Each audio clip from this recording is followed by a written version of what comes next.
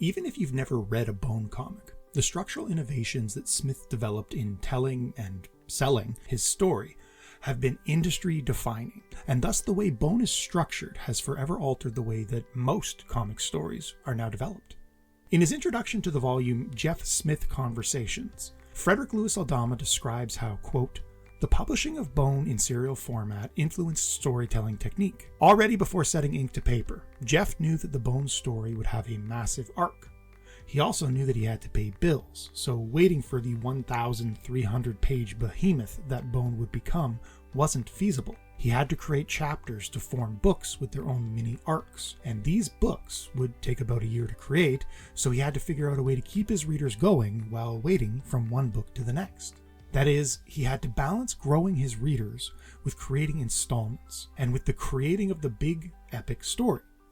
Drawing on additional cultural influences, including Japanese tankobon, Smith's complex layering of narrative structures, a process motivated by needs both artistic and financial, has become the norm for what is now the graphic novel industry.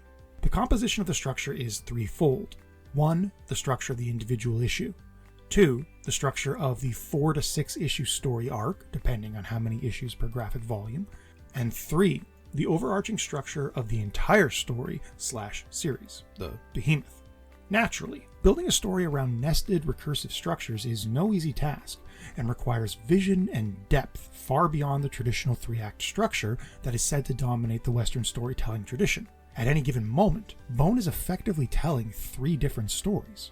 Smith's innovation here came just as the graphic novel was becoming a mainstay of North American bookstores, providing an important secondary revenue source for comics artists, as well as the greater cultural capital that comes with being sold in traditional bookstores.